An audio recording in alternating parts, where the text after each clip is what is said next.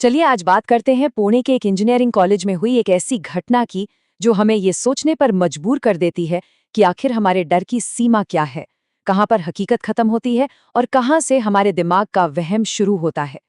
और हमारी आज की कहानी बिल्कुल इसी बात पर है। ये दिखाती है कि कैसे कभी-कभी एक छोटा सा डरावना अनुभव किसी की जिंदगी पर इतना गहरा असर डाल सकता है, एक ऐसा सदमा दे सकता है जिससे उभरना नामुमकिन सा लगता है। तो इस पूरी कहानी का सेंटर पॉइंट है एक कमरा, कमरा नंबर 217। चलिए देखते हैं कि इस रहस्यमयी कमरे की कहानी आखिर शुरू कहाँ से हुई। सीन है पुणे के एक इंजीनियरिंग कॉलेज का और बात है 90 के दशक की। वहाँ का सी ब्लॉक हॉस्टल जो पहले से ही थोड़ी अजीब गरीब चीजों के लिए बदनाम था।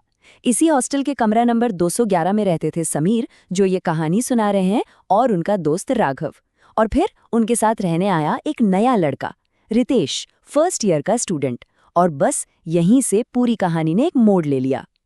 अब रितेश नया था तो उसने हॉस्टल में घुलना मिलना शुरू किया, और वहीं उसे सुनने को मिली कुछ अफवाहें एक खास कमरे के बारे में। कमरा नंबर 217, यही वो नंबर है जो इस पूरी कहानी के दिल में बसा हुआ है। बातें ये थीं कि ये कमरा हॉन्टेड है। अब जैसा होता है, मना करने पर जिज्ञासा और बढ़ जाती है। रितेश की भी बढ़ी।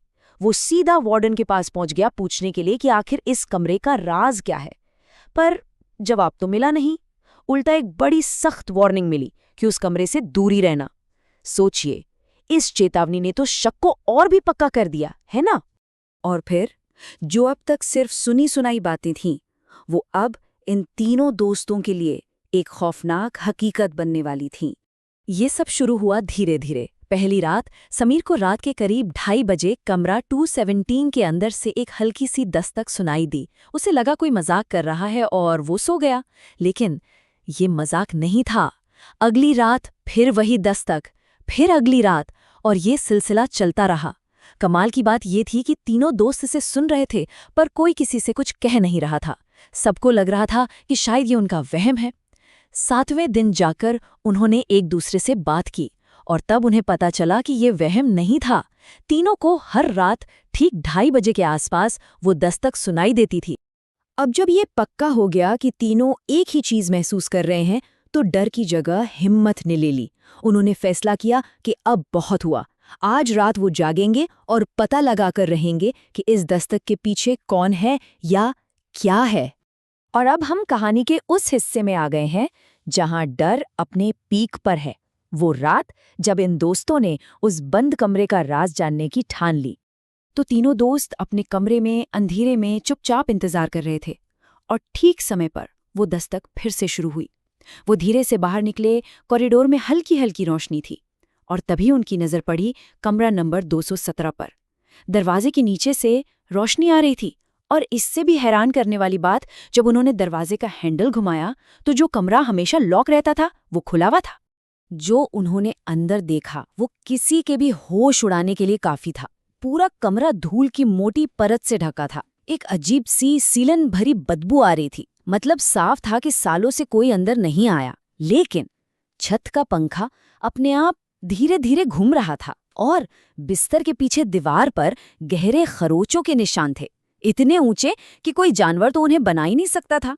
अभी वो ये सब देखकर कुछ समझ ही पाते कि अचानक दरवाजा जोर से धड़ाम करके बंद हो गया, और कुछ ही पल बाद उतनी ही तेजी से एक अनदेखी ताकत ने उसे वापस खोल दिया। बस इतना ही काफी था। वो तीनों वहां से चीखते हुए अपने कमरे की तरफ भागे। उस रात के बाद सब कुछ बदल गया, पर सबसे ज्यादा असर हुआ रितेश पर। कहानी का फोकस अब उस रात के बाद के भयानक नतीजों पर है। मतलब रितेश पूरी तरह से बदल गया था। वो लड़का जो इतना बातूनी था, इतना सोशल था, अब एकदम चुप हो गया, किसी से बात नहीं करता, अकेला रहता। उसने खाना पीना छोड़ दिया, क्लासेस जाना बंद कर दिया, और सबसे अजीब और डरावनी बात, वो हर रात ठीक 2:30 बजे उठता था और बस दरवाजे को घूरता रहता था, बिना पलक झपका। जब समीर और राघव ने उससे बात करने की कोशिश की, तो जो जवाब मिला उससे उनके रोंगटे खड़े हो गए। रितेश ने एक बहुत ही अजीब आवाज में कहा, तुमने मुझे परेशान किया है, अब तुम्हें इसका अंजाम भुगतना होगा।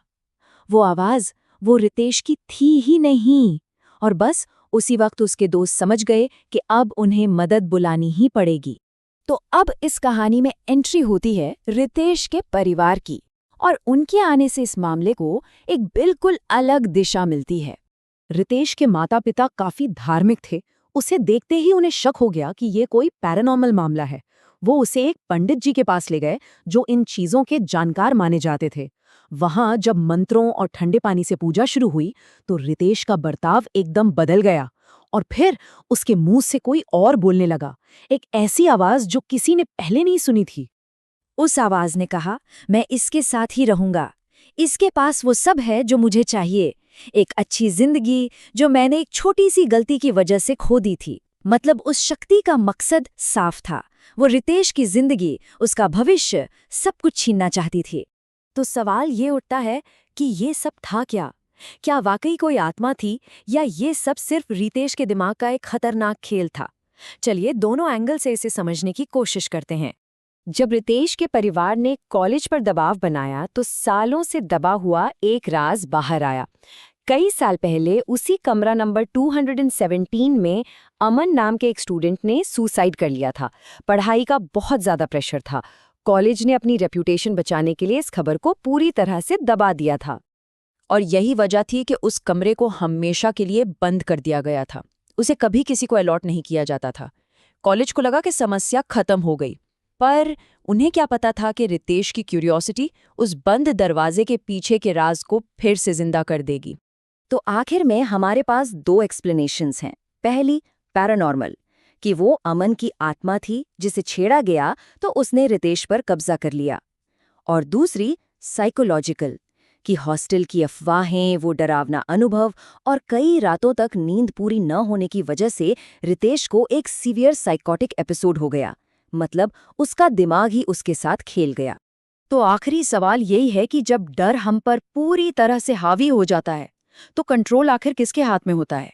किसी बाहरी ताकत के या हमारे अपने जहन के अंदर छिपे अंधेरे के? इसका जवाब शायद कभी नहीं मिलेगा।